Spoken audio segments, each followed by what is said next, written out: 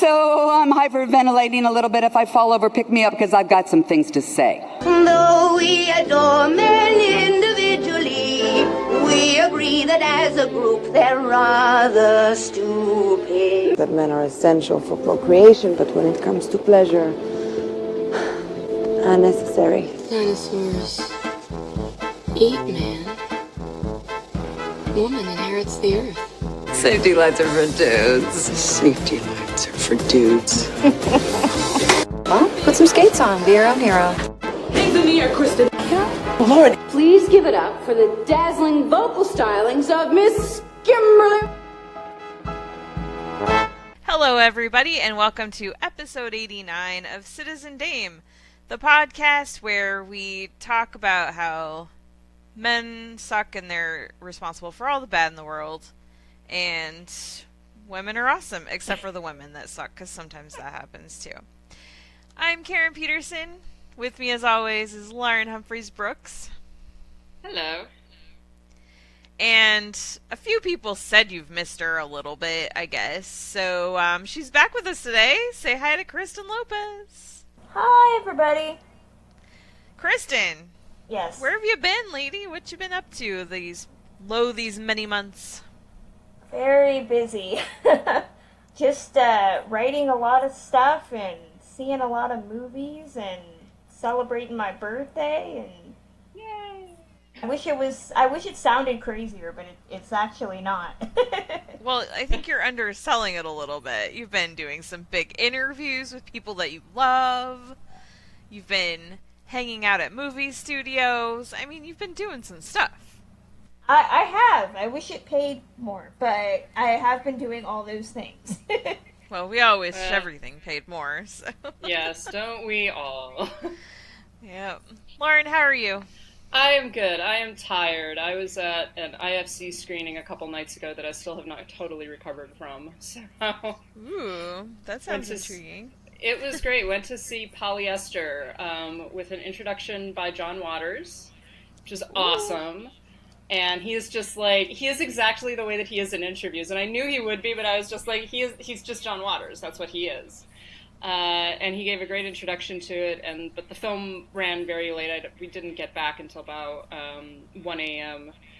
And I was still amazed. This just says how old I am. I still have not totally regained all of my sleep. Oh, you innocent child. Just wait. I'm gonna be 33 this month. I'm getting so old. That's so cute. That's so adorable. I'm officially younger than Lauren. I didn't know that. Yeah, I think. Well, you're 1988, there's nothing right? new there, yeah. I learned something new. I thought Lauren and I were the same age. I'm 1986, so late 1986. I mean, but yeah, I think because you're born in September, so we are almost exactly 2 years apart. Yeah, that is new information. The more you know. When I was born, Jimmy Carter was president. Yeah. And then there's Karen. I'm young at heart, and I will stick to it. Well, we know you are. You're the resident Xer. You're the resident Gen Xer. The two of us are millennials. It's true. Although it's funny because when I first heard the term Xennial with the X, I was like, that's a stupid term. And then I started reading about it, and I was like, actually, this really fits me, because there's a lot of stuff that gets blamed on Gen Xers that I'm like, that's not really me, and that wasn't my experience because I was toward the end of it. But I'm definitely not a millennial either. But I really do fit into that, in-between generation, so yeah. My former roommate is about your age, I think, and he said the same thing, where it was he felt more, he didn't really identify with Gen X, but he was a little bit older than millennials, so 9/11 happened when he was in college, 9/11 happened when I was a sophomore in high school, and that kind of experience was one of the major incidents, but we were coming at it from totally different perspectives, basically, because of where we were at in life. Yeah, exactly. So, well, we've got some cool stuff to talk about and some just what the fuck stuff to talk about. as always. So let's see. There was something that popped up on Twitter this week that I just thought was just an interesting place to start. Ross Miller, who is the king of terrible puns on Twitter, and sometimes his puns are so bad I want to unfollow him, but then he says other interesting stuff, and I'm like, all right, fine, I'll keep you around, whatever. Anyway, earlier this week, and he's at Ross T. Miller, by the way, who do you think are the biggest Hollywood box office acting draws of our time? Who is able to draw in big audiences purely by them being in the film? And he does have a related question, but we're going to just start there. Just off the top of your heads, who would you guys say would be some of the biggest box office draws? Like, I remember when I was well, not necessarily a kid, but when I was younger, I remember there was this article about this exact thing. It was like the Boys of Summer, and it was talking about Will Smith and Tom Cruise, and I'm trying to remember who else was on that list. Just people that Tom Hanks, I think, Julia Roberts. Like, you knew that if their name was attached to that movie, people were going to show up. And who is that now? Do we have that now? I would imagine that actually some of those guys are still there. And I am saying this without any statistics in front of me, so there's a good chance that I'm about to be proven wrong. But people like Tom Hanks, I think, are still very big draws. In terms of the younger generation, Chris Hemsworth, maybe. Robert Downey Jr. But then you begin getting into the argument of, like, is it the film or is it the star? Yeah, right? You're saying exactly what I was going to say, which is I was going to say Robert Downey Jr. immediately, and then I realized I think Robert Downey Jr.'s made movies in between Avengers films that have not been proven to be box office, successes. Yeah, exactly. So I honestly think that we're at the point now where box office draw isn't necessarily a person, it's a franchise or a theme or something. That is mostly true, but here's what I did. I went to, first of all, I looked at, because I actually did a little bit of research for this because I was curious, and I think that this is an answerable question. But I started with Avengers Endgame, which is, of course, now the biggest movie of all time. And I started going through the cast of that. And Robert Downey Jr., he has done some really very big movies, but in the last 8 years, nothing he's done has been a non-Marvel movie except for The Judge, which didn't make any money. And so then I started going down the list. Chris Hemsworth has been in a bunch of stuff, but nothing has really made a lot outside of Avengers. And then also he did Ghostbusters, which did well. I don't care what people say. It did fine. It did fine, yeah. It did. It was not a disaster. Like, people tried to convince themselves that it was. And let's see. So going down the list, I eventually came to... So here's what I did. I looked for which actors have been in movies that made over $100 million and how many have they been in the last 10 years that were not Avengers movies. And because I think that Avengers, like the whole MCU, I think that that's just in this weird class by itself where it's like everybody that's in it defies... Or, I mean, the studio, it doesn't matter who's in these movies necessarily. And the answer that I came up with was Bradley Cooper. Oh my god. I know. Since 2009, he did... Let's see. These are all his movies that made over $100 million since 2009. The Hangover, Valentine's Day, The Hangover Part 2, Silver Linings Playbook, The Hangover Part 3, American Hustle, American Sniper, and A Star is Born, and The Mule. Huh. So what I thought was interesting about that was specifically the fact that, like, The Mule is not a franchise film, although that's a Clint Eastwood movie, but I think a lot more people went to see that for him than for Clint Eastwood. A Star is Born is definitely, that's Bradley Cooper's name all over it. American Sniper, he's the star of that movie. Mm-hmm. American Hustle, it is an ensemble, but he's a really big part of it. And then the Hangover movies, of course, that's a franchise, but he's one of the main guys. And then also Silver Linings Playbook. It's all about him. So it's really interesting. Now, a couple people replied to this tweet by saying Leonardo DiCaprio, and they were totally convinced, like, it's only Leonardo DiCaprio and no one else. So I said, okay, well, let's look at how Leo has done. And, wait, before I do that, that's 1, 2, 3, 4, 5, 6, 7, 8, 9 for Bradley Cooper in the last 10 years. For Leo, he's had Once Upon a Time in Hollywood, The Revenant, The Wolf of Wall Street, The Great Gatsby, Django Unchained. So in the last 5 years, it's definitely him. But before that, then it's Inception and Shutter Island. So he's had 7 in 10 years. But if you look at recency, I think that he and Bradley Cooper are running pretty evenly. So, well, and actually Bradley Cooper is interesting then, because a lot of DiCaprio's films you're talking about are either with Tarantino or Scorsese, both of whom really like him. And so there's an added element of the director as star. So, I mean, for me personally, I will see just about anything Martin Scorsese does. And honestly, I'm not a big fan of DiCaprio. I often go see Martin Scorsese films in spite of Leo's presence.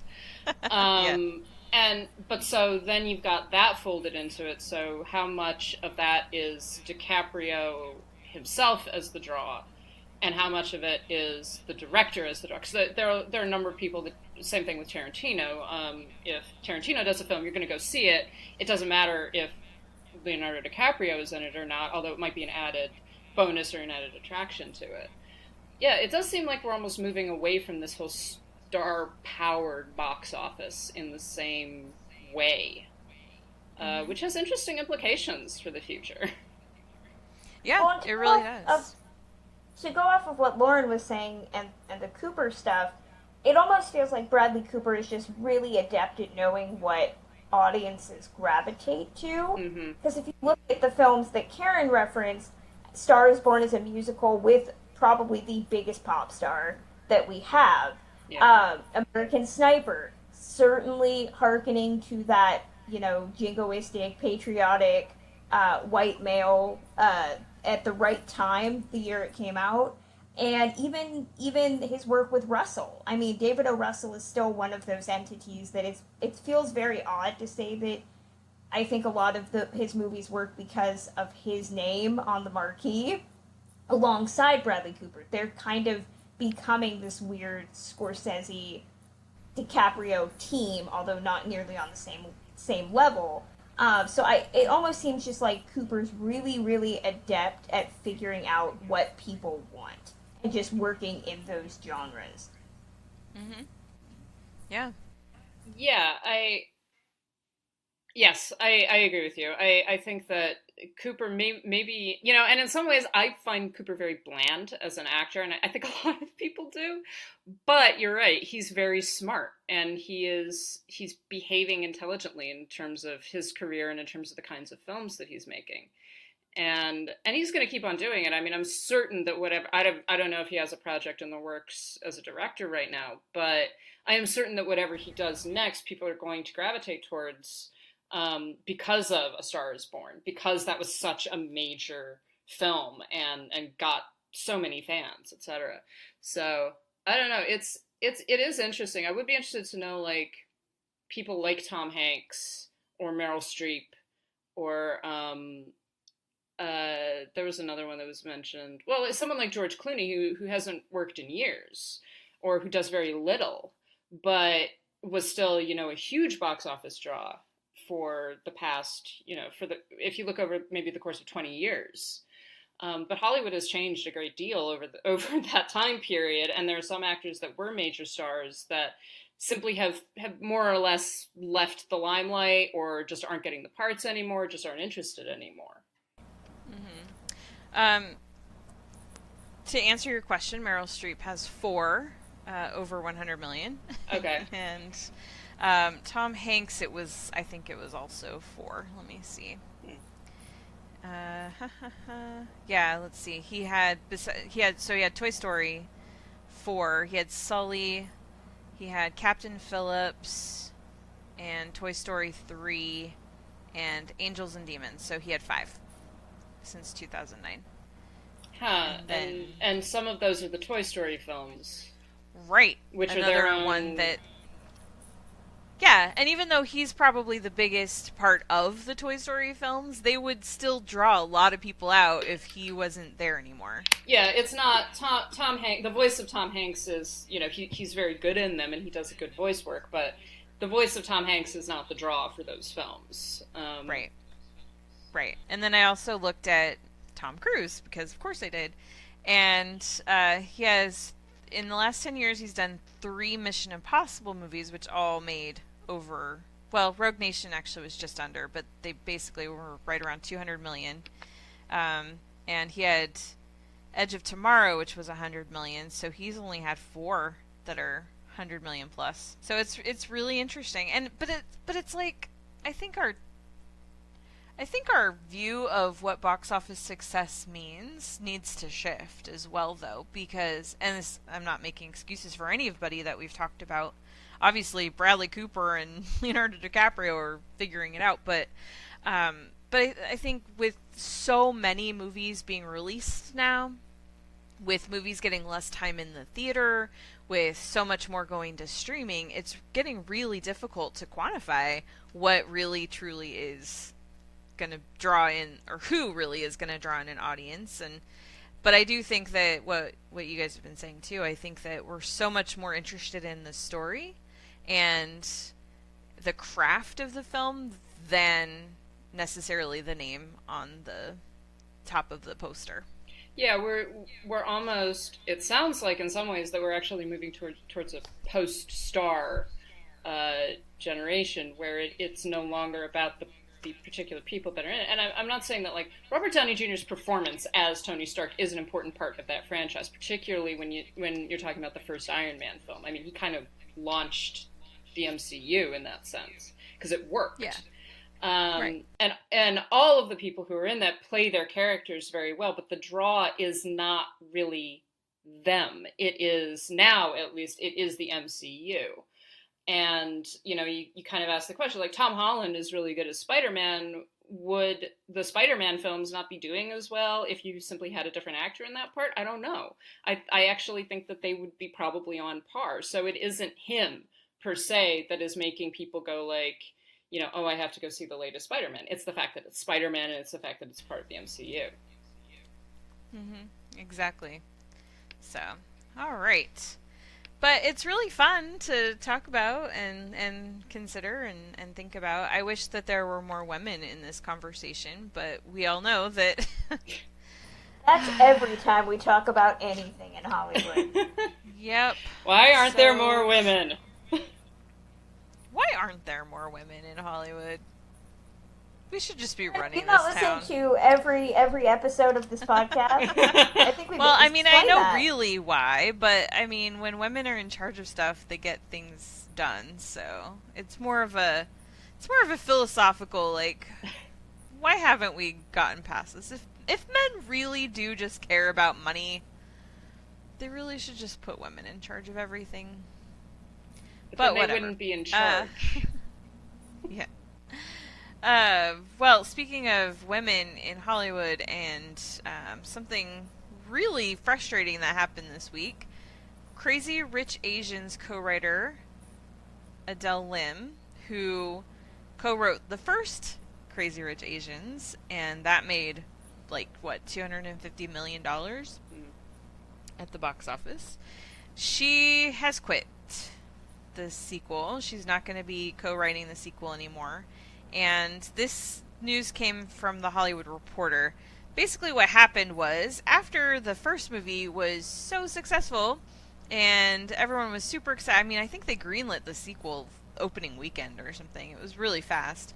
But she co-wrote the movie with Peter Shirelli, and now working on the sequel. They haven't started writing it yet, but they've been negotiating contracts.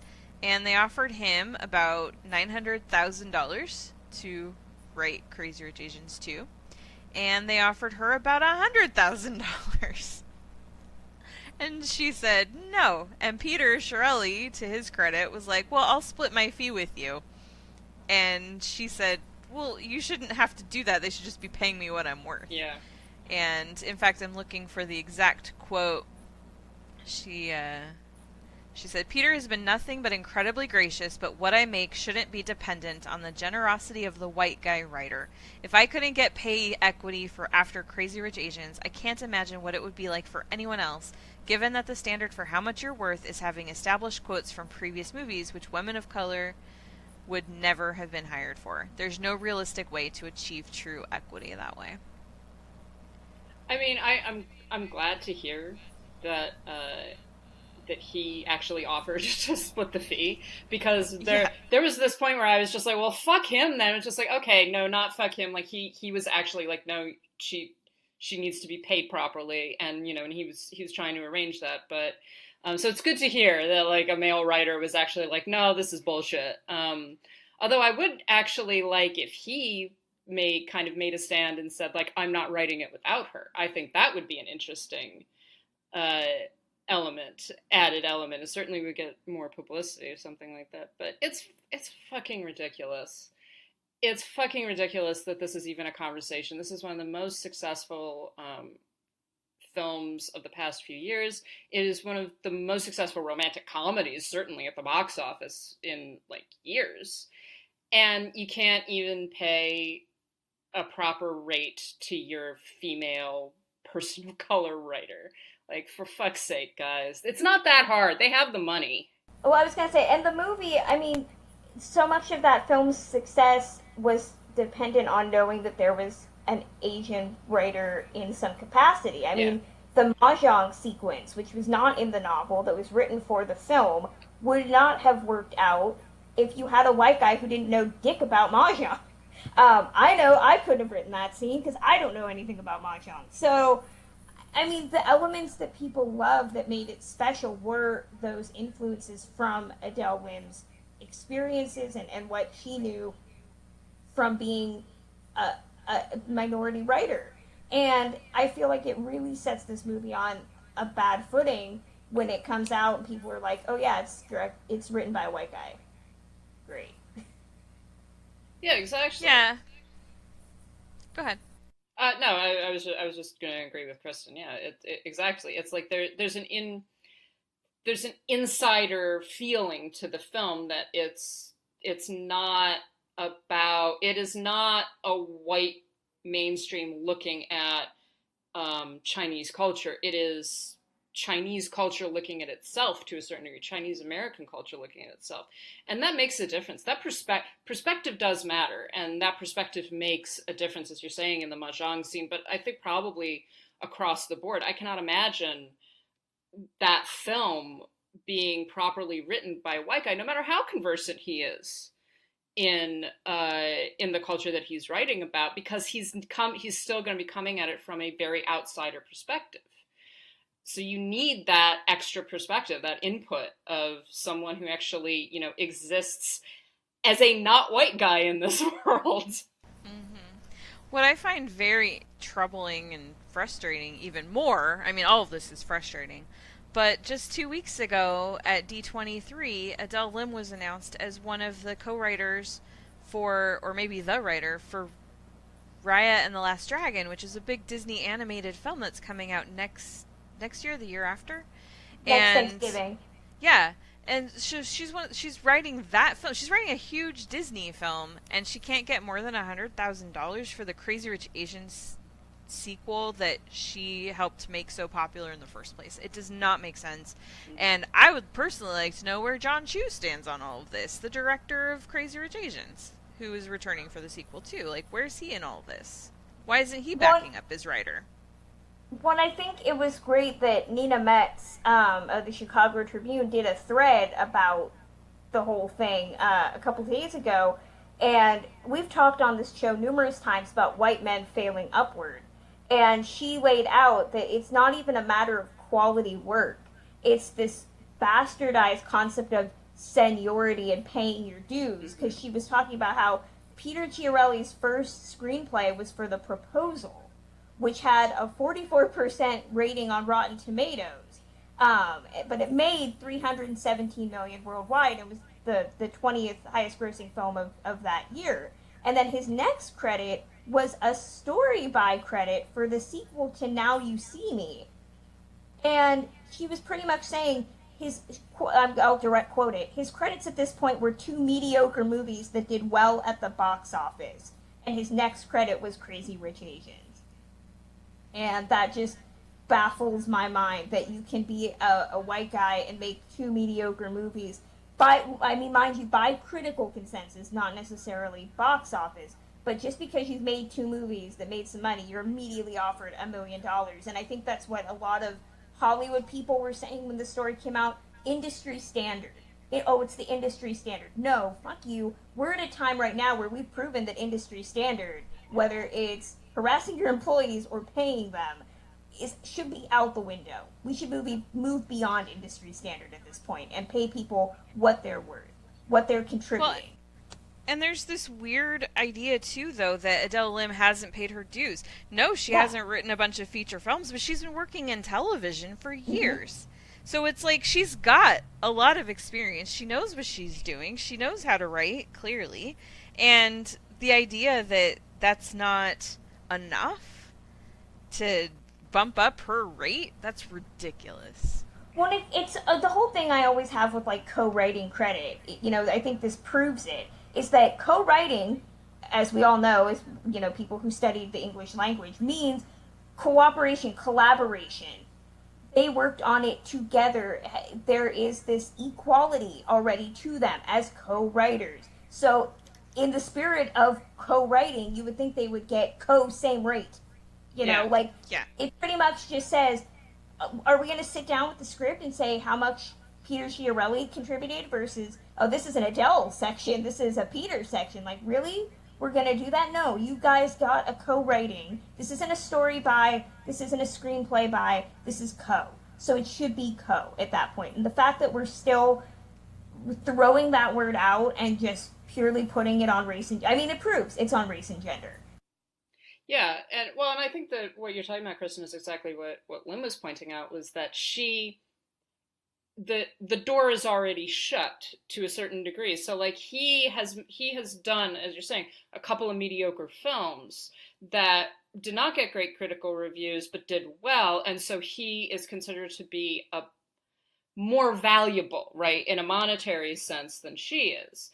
And that's something that because of the way that Hollywood works and because of the racism and the sexism of Hollywood, it is that much harder for someone like her to break through that.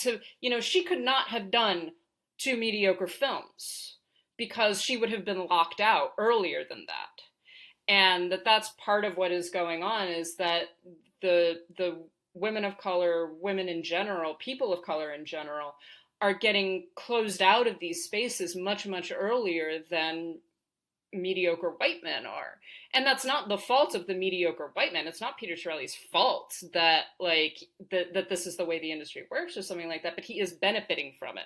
And Warner Brothers, I think it's Warner Brothers, is continuing to kind of reinforce it. So yeah, this can't go on. That's all I gotta say. Exactly.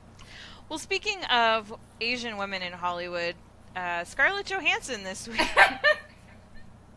That joke's never gonna get old. Oh, man. Anyway, so Scarlett Johansson is in hot water again, as she should always be. This week she once again decided to, the Oscars are starting up, so she's got to remind people that she kind of sucks. And she did that this week by letting people know that she thinks Woody Allen's a stand-up guy and she would totally work with him again. So that's awesome. She says, let's see. How do I feel about Woody Allen? Johansson lets the question hang for a moment. Ever since the Me Too movement caused Dylan Farrow's sexual abuse allegations against her father to be re-examined, much of Hollywood has distanced itself from Allen. The filmmaker long has denied the claims of many actors who have worked with him, blah, blah, blah. She says, I love Woody, I believe him, and I would work with him anytime. Well, maybe soon that's all you're gonna have. So, There you go. She is about to be in Jojo Rabbit and Marriage Story. Those are her two big movies this year, and then she also has Black Widow coming out next May. What were your guys' thoughts when you were reminded once again that Scarlett Johansson doesn't have a filter? Oh my god. You know, Scarlett Johansson, I think a number of people said this. Scarlett Johansson, I like her. I like her in films. Like, I think she's a good actress generally. I enjoy her performances. She keeps on making it really hard to do that. I wish that she would just shut up. And, like, you know, we talked about how men just need to not talk. She needs to not talk sometimes. Because then we could enjoy her films and not think about these things. One of the things that I found interesting, though, in the Hollywood Reporter story is that she talks about, like, James Franco and her involvement with Me Too and Time's Up and those campaigns and everything. So it does seem like she's one of those people that she is not okay about certain things. But when it comes to someone that she has worked with, and that I absolutely believe that she has had good experiences with Woody Allen. I don't think that, like, he's harassed her. I'm certain that he's been a very wonderful director for her and that she likes him and that she has worked with him numerous times. But she seems to be like, well, because he's been nice to me and because I like him, he cannot possibly have done these horrible things that he's accused of, very credibly accused of. And I think it should be mentioned that I don't think he's ever been accused of harassing his actresses. He has been accused of assaulting a child. That's something and it seems to be a very reasonable and real accusation, that this is not something that someone has made up. And his defenses always come around to, well, no actresses have ever complained about me. It's just like, well, the issue isn't your relationship with your actresses. Right. And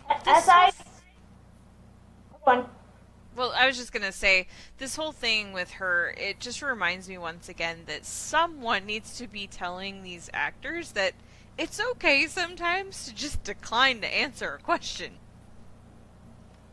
Well, and I always throw out, this is always my thing. Okay, ScarJo really wants us to believe that she trusts Woody Allen.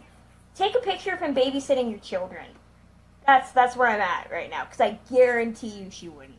Okay, or maybe she would because she's just that type of person. But I think the problem that I have with this specific interview is that in prior interviews where she's been asked about him, she's always said, you know, I would work with him again. I like him. That's where the extent of it is kind of gone. And this is, I think, the first interview that I can recall where she said, no, I actually believe him. I don't believe Dylan Farrow, I believe him. And that's a real slap in the face from a hypocritical white girl who wants to talk out of both sides of her mouth and say, oh yeah, I support women, fuck James Franco. But also, hi there, credible female victim who was 7 years old when you were assaulted. You can go fuck yourself. I don't actually believe you. So I have a real issue with that. That's the thing that bothers me the most about this. Is that she's openly now just doubling down and saying, no, I don't believe her at all. And I mean, other women have also supported Woody Allen, and I'm sure somebody can send me a shitty tweet about this woman also said that she didn't believe Dylan Farrow, but I'm not recalling Diane Keaton explicitly saying I don't believe her, or any of the other actresses saying I didn't believe the victim. So that's the part that always just threw it over the edge, where it was just like, wow, Scarlett Johansson wants us to go see Black Widow, and by the way, I don't believe rape victims. Yeah, I think that does go back to the sense of, like, it's about people, it's about the fact that she likes him. She likes him. She likes working with him. She has liked being an actress on set with him. They probably get along really well, which is a totally real thing. And I think that we've talked about it just in terms of the way that women relate to abusive men in their own lives. That, you know, you don't want to believe that about your friend. And I understand that impulse, but the point is that your friendship has to take second place to the belief of victims and credible accusations about assault and rape, etc. So I mean, I don't want to believe it about Woody Allen because I like a lot of his films, and that would kind of remove some of my bad feelings about liking them. But I do believe Dylan Farrow, and I don't think that there's any way that we can you can simply push that to the side and be like, oh, I'm just going to choose that this particular victim is wrong at some level. Yeah, exactly. It's really troubling. I do want to say that I am getting a little tired of this kind of thing being trotted out every time an actress who has worked with Woody Allen has a new movie coming out, where they are always asked, and it sounds like in the THR article doesn't make it incredibly clear whether she just volunteered this information or if she was actually asked directly about it. But I am getting a little bit tired of actresses specifically being asked about their work with Allen when we've got a lot of very famous, very popular male actors who doesn't seem that they've ever, sometimes they're asked about it, sometimes they volunteer information. I think that, Kristen, you said that John Bernthal did volunteer his feelings about it. He was asked about it. And he was asked? He was asked about it and answered very honestly. Well, and that's good, and I'm glad to see that, but, there's a whole list. Colin Firth, for God's sake, has worked with Woody Allen. Okay, can we talk to Colin Firth about why he worked with Woody Allen and what his feelings are about it now? We seem to hear about it when it surrounds people like Scarlett Johansson or Sally Hawkins, etc., but not so much the men. Well, you also mentioned, too, that it's the concept of every time a woman has a movie out. So every time Scarlett Johansson has. So, again, my John Bernthal research, he's only been asked once that I could find. I'm sure Timothée Chalamet will be asked once. But with women, it's every single time they have a movie out. Yeah. And I think there's an extra amount of pressure going on when it comes to these actresses that they have to address the fact that they've worked with a known abuser. And the same thing has been done around Roman Polanski. Kate Winslet has been asked numerous times about Roman Polanski, and she's given some similar problematic responses. But fucking Christoph Waltz has worked with him. Adrian Brody has worked with him. Pierce Brosnan and Ewan McGregor. Is someone going to bring up Ghostwriter when Ewan McGregor begins doing his press tours for Dr. Sleep? That's what I want to see. If we actually have parity with these actors being put on the spot in the same way. And some of them are going to stick their feet in their mouths, just like Scarlett Johansson has. But I think that there is an element of sexism that women have to constantly disown abusers that they have worked with. And male actors simply don't have to do it in the same way. And that's why I say, someone needs to tell these women, well, anybody really, you don't have to answer all these questions. Scarlett Johansson needs someone next to her saying, you know what, the next time someone asks you about Woody Allen, just decline to answer. Just say, I've already said everything I have to say about this. I'm done. Mm-hmm. And eventually people will stop asking. And I mean, I'm not saying I'm happy about her answer, but I do think that it's time to stop asking her the question. It really does just feel like an easy gotcha. And unfortunately, she is someone that keeps sticking her foot in her mouth, but not just about this, about a lot of other things that I think are more interesting to talk about at this point. Because as far as I know, she doesn't have anything coming up with Woody Allen in the near future. So it's like, if she signs on to another movie, then it's worth bringing up again, maybe. But until then, let's just talk about her wanting to play everybody that's not a white woman. Well, yeah, and that's the other thing. I think that's why people are latching on to this again, because she has such a track record now of just every single time. It's just like, oh, I should be allowed to play whatever I want to. It doesn't matter that I'm a white woman. It's just like, that's not how it works, dear. And then you get the exchange going. But that's the other side of it, is that a lot of these questions really are, at base, they're getting clicks. They're getting attention. So, and we've talked about this before, about, you're kind of, we in a sense are, but just by talking about it, are kind of promoting this kind of questioning of actresses like this, because immediately everyone's like, oh, Scarlett Johansson is terrible, Scarlett Johansson is canceled, and everybody reads the THR article. Mm-hmm. But then she goes and does another movie, and it, gets people to watch it. It's funny. Ghost in the Shell is one of her personal highest grossing movies away from the MCU in the last several years, even with all the controversy. So and with the bad reviews, it's bad movie. Yeah. So, well, let's talk about some good movies, which we didn't really prep for, but it's Female Filmmaker Month, y'all. Yay! Yeah, we need like a wah cheer sound effect. Maybe I'll add one in. But yeah, so it's Female Filmmaker Month, and it's just a great month to celebrate women who have been making movies since the beginning of movies. This is not a recent thing. Women have literally been making movies since the beginning of way before there was even an industry. And so let's just chat about some of the ones that we like that we would recommend people watch this month. Lauren, what's one that you think, maybe it's something current, maybe it's something you just discovered on streaming, what's something that you think people should check out this month? Well, I always want to stand for Ida Lupino because I think that she's one of those. She's become better known actually over the past couple of years, and Kino is releasing a box set of her work.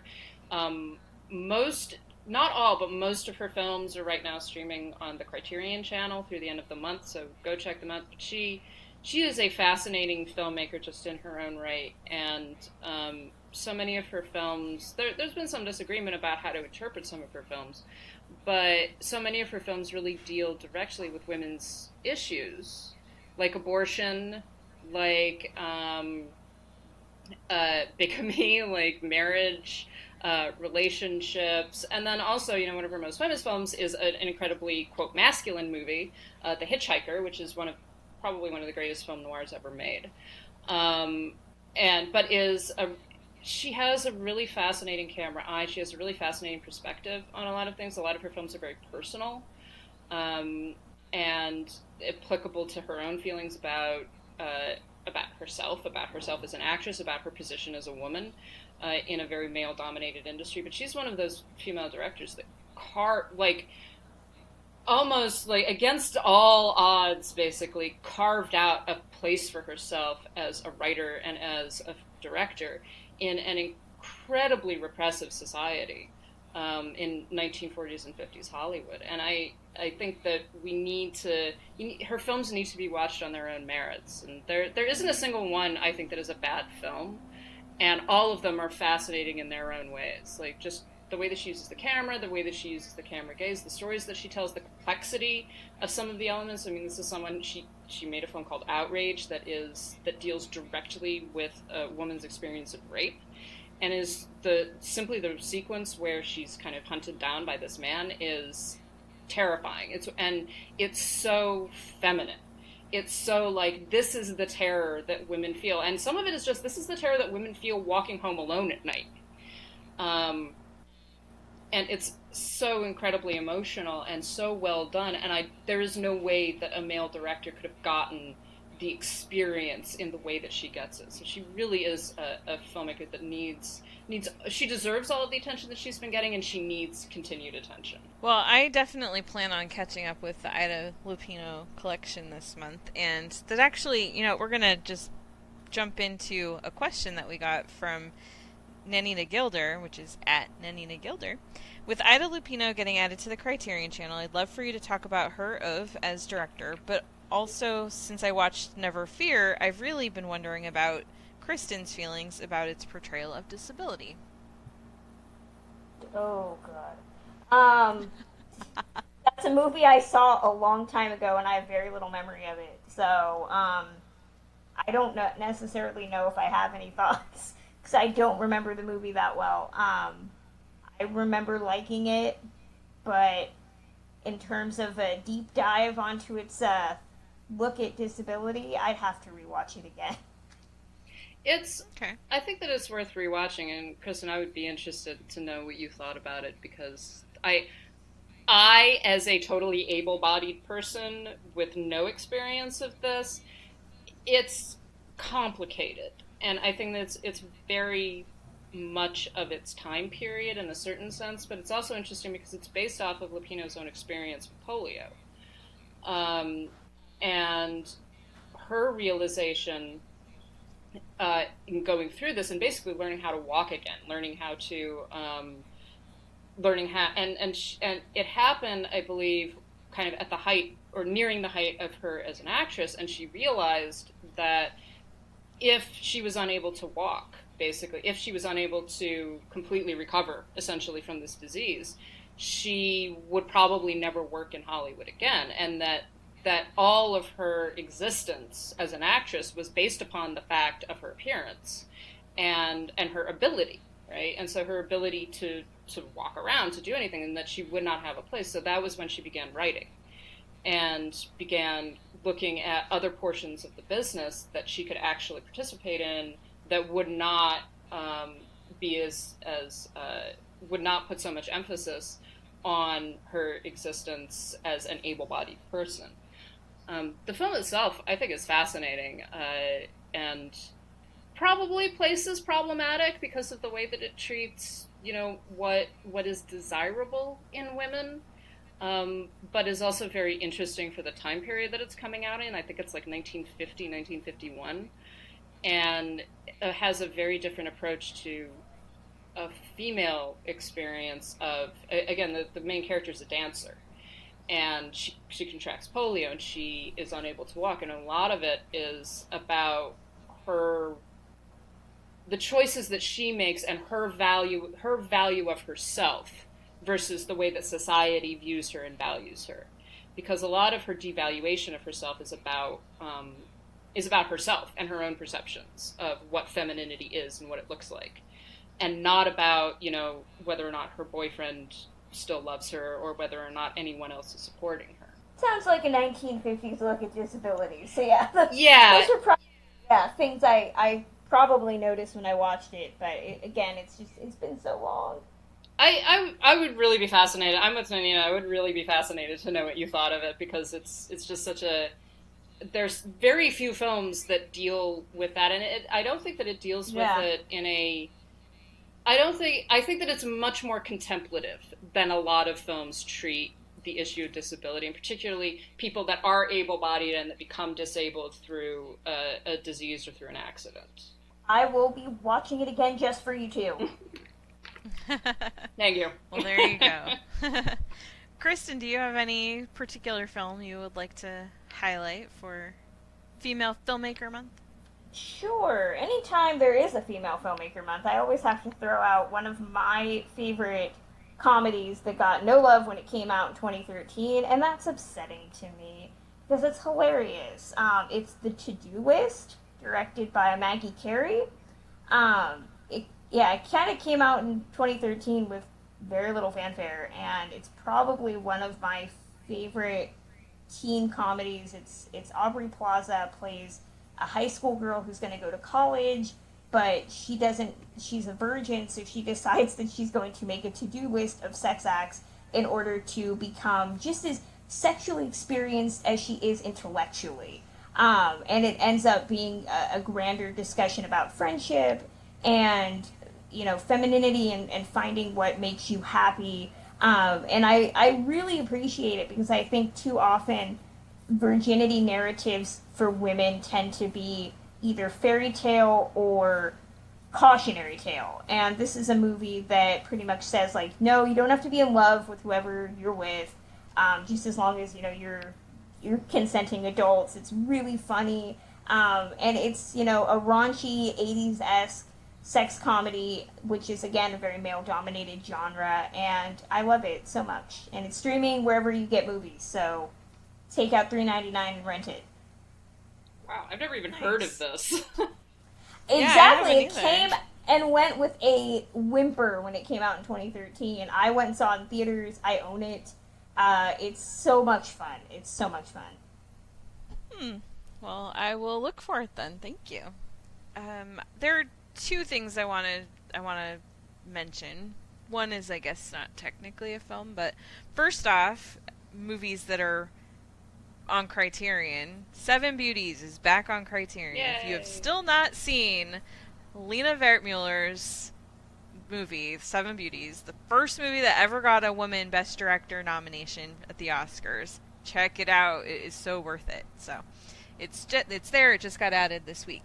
And then the other thing, just because I was thinking about the fact that it's Emmys month, and When They See Us is a limited series, but it really is like a 4-hour movie. It's so well done. It's so brilliant. Ava DuVernay did this movie series, whatever, about the Central Park Five, which are now redubbed the Exonerated Five, because it's the 5 boys that back in 1989, I think, they were wrongfully convicted of viciously raping a woman in Central Park.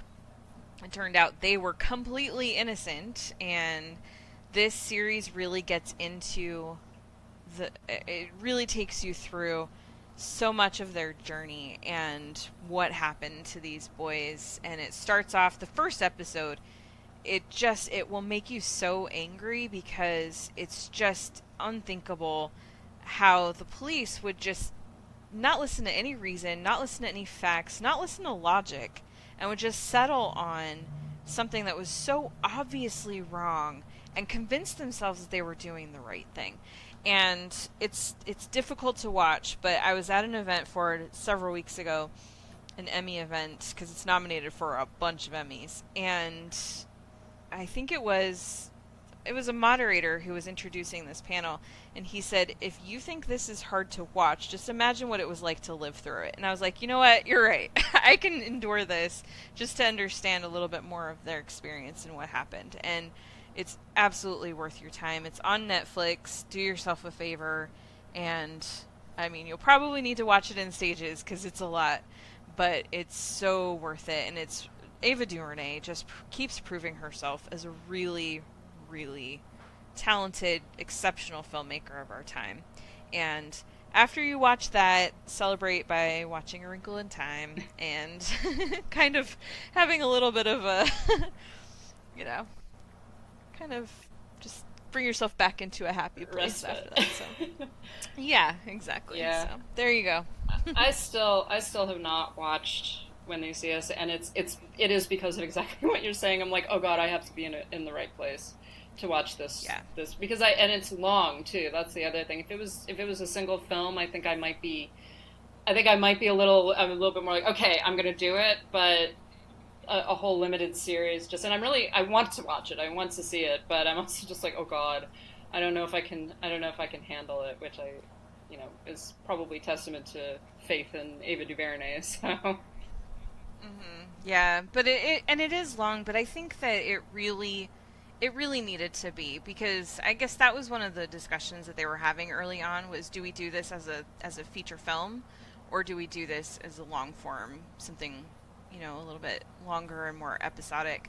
And ultimately they decided to do it episodically, because there's so much to tell about what they went through. And it's like the first episode gets into their arrest, the second episode is the trial, and then it gets into what was happening while they were actually in prison, and then the aftermath when they were eventually exonerated. So you really do need time for that story to play out and to really understand it. And because this type of thing is still going on. I mean, there are lots of innocent people that are sitting in prison for a lot of things, and it's because of failures of the justice system and law enforcement, and we need to raise awareness for that, I think. And this is a great place to start, to just get yourself a little bit informed about the types of things, techniques, tactics, whatever, that they use to just railroad people. But like I said, after you watch that, then watch A Wrinkle in Time, which is also still on Netflix until November. So there you go. We did get a trailer this week for Black Christmas, speaking of female filmmakers. Kristen, I think that you have a little bit of a connection to this movie, don't you? You're friends with one of the people involved. I've met April Wolf once. Oh, I thought you guys were buds. I mean, I guess we're buds. I'd like to think that we're buds. We physically met once. Karen and me and her were at an event once. So, I mean, we've been in each other's presence twice.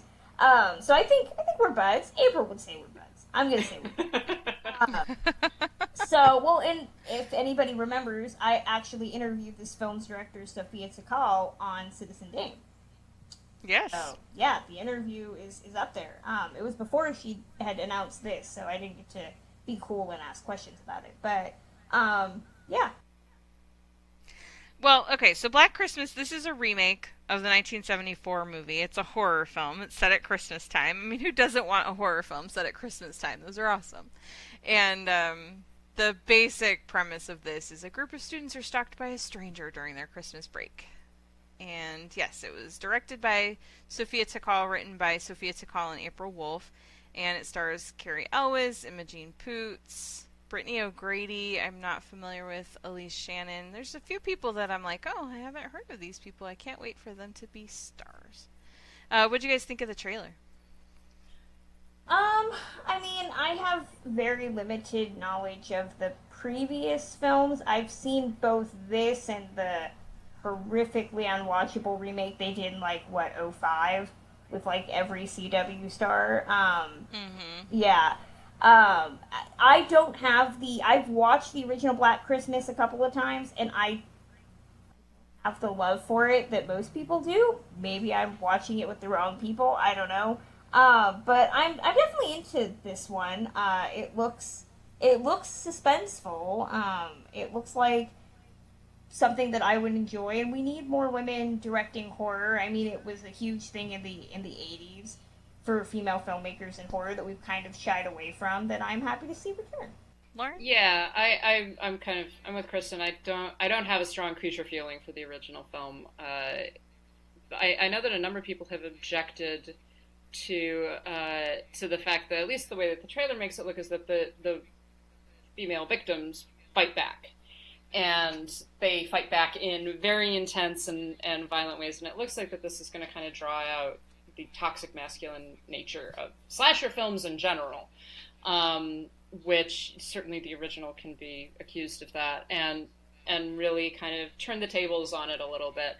I'm with Kristen, though. I'm just fascinated every time we have a female filmmaker and a female writer, or female writers working on a horror film, because I think that female horror in general is so interesting, and sometimes it's about bending genre, and I think that that's what this film is probably going to do. And sometimes it's just about showing terror, showing like what the female experience is of horror films, because it's always one of those issues where there are a lot of female fans of horror, and I'm certainly one of them. But there's always that sense that you have to, particularly with certain films, is that you have to distance yourself from it to a degree, because the violence is very much focused on treating women as passive victims. And then you have the final girl usually who escapes. But that the enjoyment of it is watching female bodies being mutilated. And that can be very difficult. So whenever we move towards like women kind of gaining control of the camera, getting control of the narrative, I'm always interested to see what they're going to do. So I'm more willing to go along with this film than a lot of people, I think.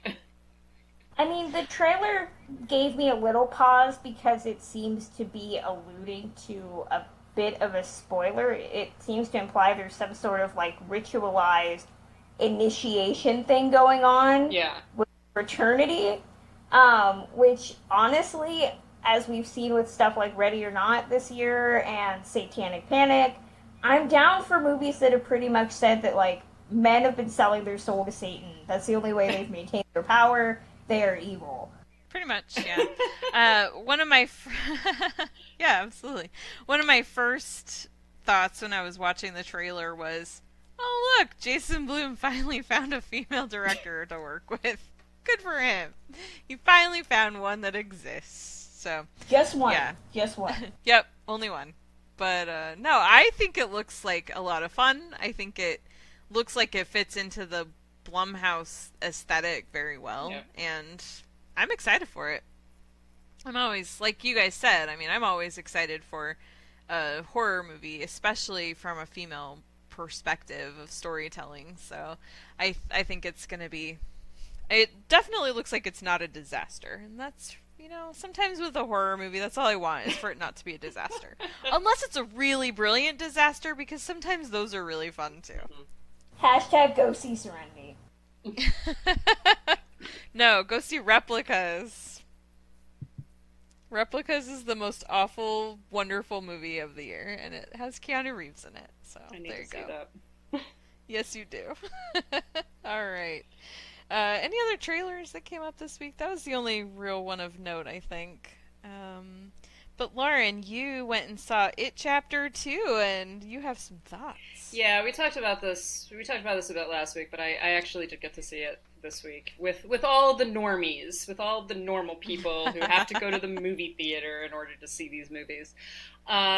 I liked it. I did not love it. I think that many of the criticisms that I've seen of it are pretty fair, although there are a number of places where people have criticized it for not being a horror film, and I'm like, I don't know what you want then, because it seemed pretty horrible to me. I think that the horror elements of it are actually incredibly well done, and it does kind of hit some of the same beats that the original film did, which I sort of expected. It's very much of a piece.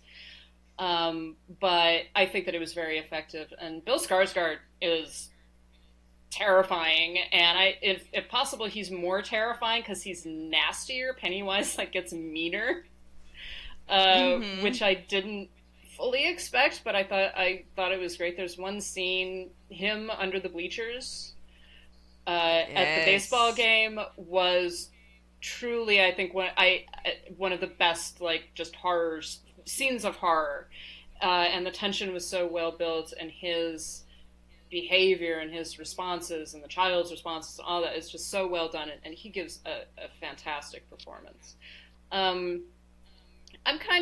I think that many of the issues that the film has, and I think you mentioned this last week, Karen, was that are the issues that the book has.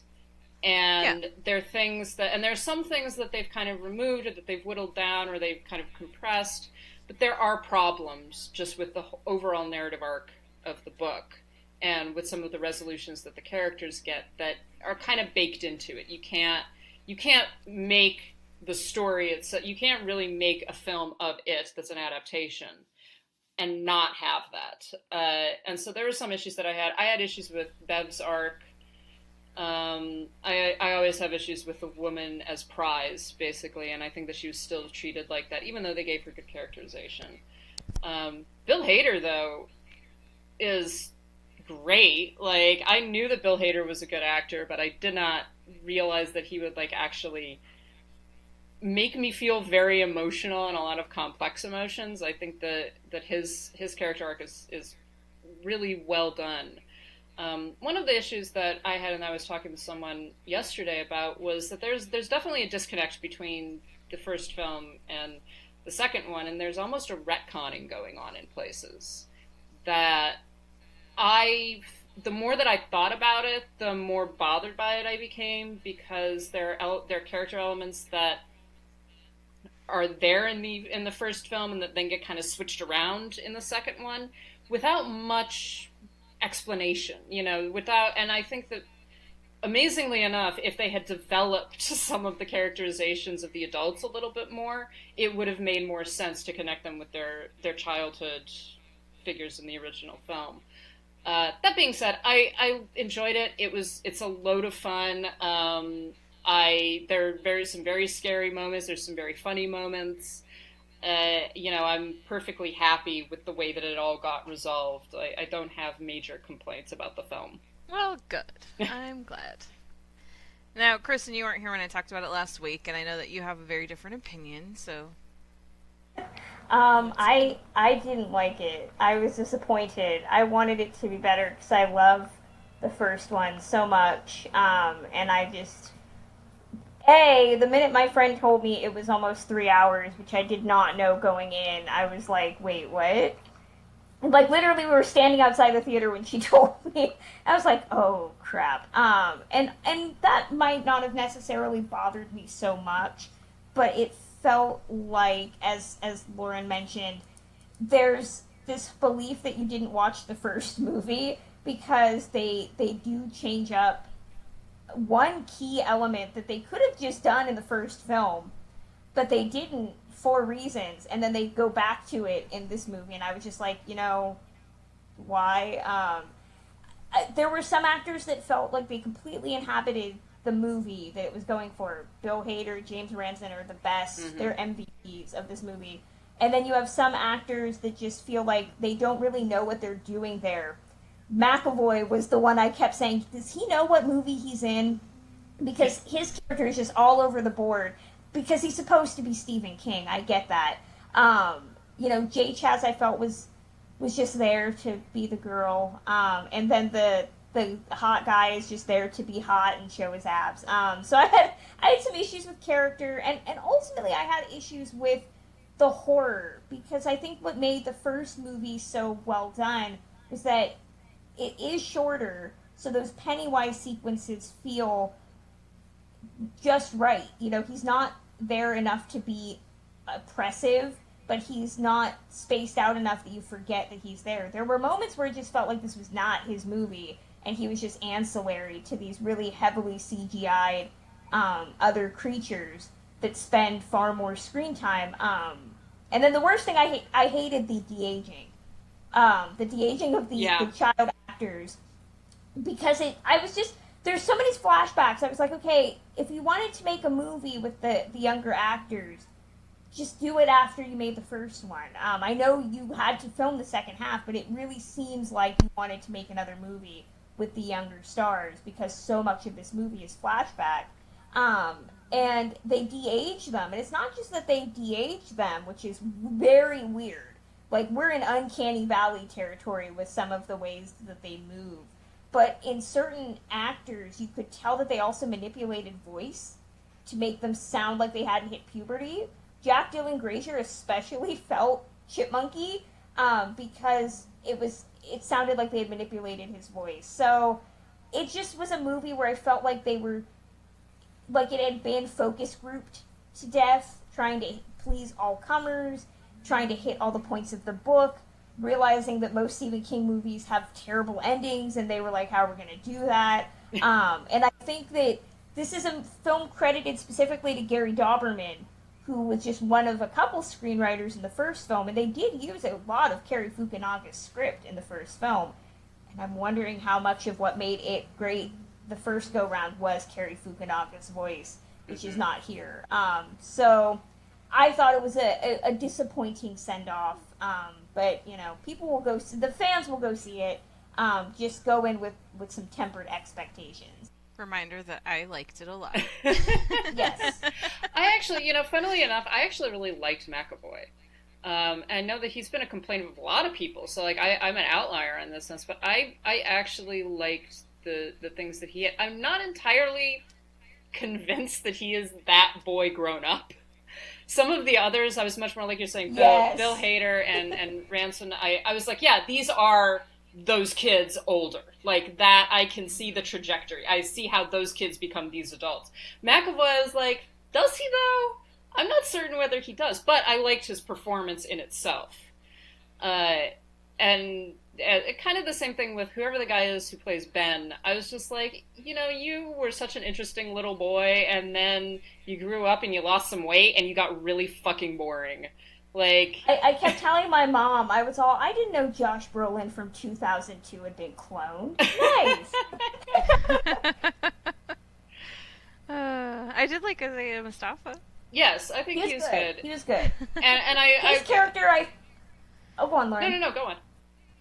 I was going to say, his character is the issue that I had, the retconning. Yeah. Because the first film, they had taken his plot line and given it to Ben, which is not that way in the book. And so in the second movie, they give him, it's not a spoiler, I wouldn't call it a spoiler, but Mike is the town librarian. Mm-hmm. He's the historian.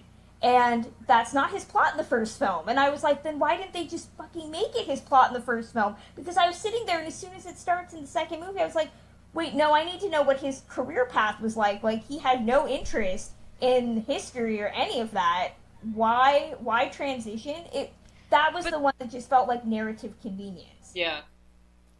But the thing is, and I know that there had been rumors about what they were going to do with Mike Hanlon for the second movie, but the thing is that in the book, Mike wasn't the one doing all the research and stuff. There wasn't, like, when they were children, there wasn't this, like, the only reason you knew that he was going to grow up to be the librarian is because the book interweaves their stories from the beginning. And so you see them as adults and as kids all along. There's not a part 1 children, part 2 grown-ups. So I think that's why. But so it was like when I heard those things in the first movie and people were saying like, oh, why is Ben doing all the research? I'm like, because when they were kids, that's kind of more how it played out. All I know is I'm happy that Andy Muschietti didn't get his idea of making Mike a crack addict in this movie. Yeah. Oh, absolutely. Yeah. And I don't know where that came from, and I don't know if that was ever a real idea or if it was just something they were floating out there. I'm glad they did not go down that road. I can tell you where I think it came from. Well, I think it's possible it was a misunderstanding of some things that do happen with Mike in this movie, and it was a mischaracterization of part of his journey without getting too much into spoilers. But yeah, I just wanted to say I went to the SAG screening of It Chapter 2 a couple weeks ago, and which was an interesting experience. But afterwards they had a Q&A. This is just a fun... I didn't learn anything from the movie, but it was just a fun time because Bill Hader, Isaiah Mustafa, James Ranson, and Andy Bean were all there. Andy Bean plays the grown-up Stanley. And so the 4 of them were there, and there was a moderator from EW, and every time he would try to answer or ask a question, they just could not have cared less about his questions. They were barely answering anything. They were just laughing so hysterically. They were having a good old time, and they were just like, yeah, we kept getting in trouble on set, because this is just how it was the whole time we were filming. And it just seeing the joy and the friendship emerge between these guys, it's really great. Plus, it was fun watching Bill Hader tell the moderators some of his questions were kind of dumb. Not in so many words, but there was one question was, what was it like working with Andy Muschietti as a director? Great. So anyway, there was this one day. It was a lot of fun. So anyway, okay, so It Chapter 2 is now in theaters. Yay, go see it, unless you're like Kristen and hate happy things. Is it a happy thing? That's a question there, isn't it? We'll leave that up to... Tweet at us and let us know if you think it is a happy thing. But before we wrap up, Kristen, you had just something you wanted to say. Yeah, so I'm sure people have been curious about where I've been. I mentioned taking a month off, which ended up being several months.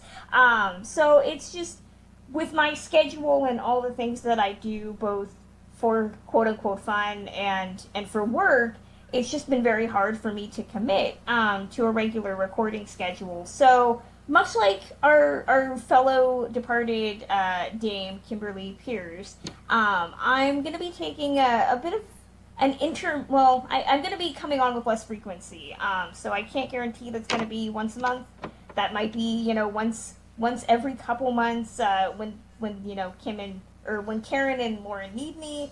So I'm going to be taking a step back, trying to get the numerous projects that I invest myself in under control.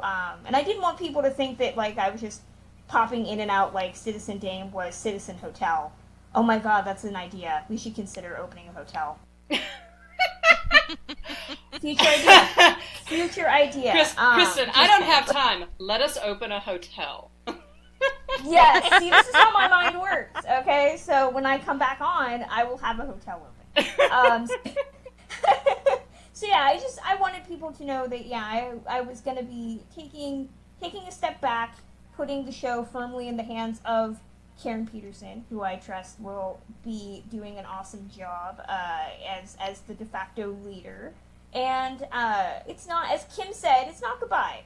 I will be supporting the show, and I'll be on whenever the dames need me.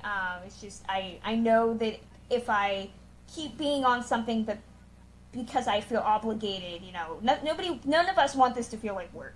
And I don't want this to be work because I feel that ruins the conversation. So I'd rather, be on less and be more engaged than be on all the time and just be out of it. So yeah, I'm going to be passing the reins over to Karen, and I know she'll be awesome, and I'll be back on whenever my schedule allows me to. Thank you, Kristen. Just so everyone knows, Lauren and I we've got some big plans. We're excited for what's coming up in the next couple of months. There's some big stuff in the works. So this show is definitely not going anywhere, and Lauren and I are ready to continue the fight for why men suck and women should run everything. Yes. And I do want to throw out, I will be on the website. The dames still let me post reviews, so I will be. I have a review up of the new Harvey Weinstein documentary that's on Hulu. I'll have a review of the Chaperone, so I'll be around. I just won't be hounding them with ideas at 7 a.m, being like, we should do this. Have we ever thought about actually starting a dog hospital? Things like that. Future idea: Citizen Dame Dog Hospital. Okay, yeah, we'll let you do that with all your millions of dollars from the hotel. Yes. Anyway, so, well, that's going to close out our show this week. Thank you so much for listening. We always appreciate your support, and there's lots of ways that you can continue to do that for us. So, the show, you can follow us on Apple Podcasts and Podbean and Stitcher and all kinds of places. Wherever you do listen, if you could just throw us a rating, especially if you listen through Apple Podcasts, if you could give us a rating and let people know why you love listening to our show, that really does help us out. I know we haven't asked for that in a while, but it's a big thing, and it's how people are able to find the show, because it affects the algorithms and all that stuff. So, but you can also, we love feedback, we love reactions, and we love questions. You can always send those our way. We are on Twitter and Instagram at CitizenDamePod. We occasionally still wander over to Facebook, facebook.com/CitizenDame. You can send us an email if you don't want it to be so public, and that is citizendamepod@gmail.com. And we have some ways that you can support us with your dollars if you feel so inclined. Our Patreon, we have some great stuff there, some bonus content. We have some more bonus content that will be coming over the next couple of weeks and months, and that is patreon.com/CitizenDame.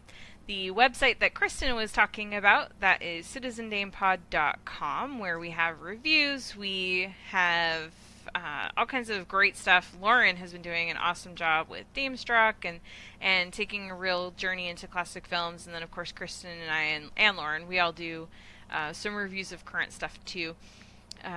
And we also, let's see, there's other ways that you can support us. We do have a Zazzle store with some fun merch. That's zazzle.com/CitizenDame. And if you don't want to buy anything and you don't want to make a commitment to us, that's okay, but you still want to throw us a couple of bucks, we do have a Ko-Fi account. That's ko-fi.com/CitizenDame. And you can find us individually. Kristen, where are you? I am on Twitter at Journeys_film. And Lauren? I am at LH Business. And I am at Karen M. Peterson. So, as always, thank you so much, and we'll talk to you soon. For 27 years, I dreamt of you. I missed you. We didn't stop it. I missed you.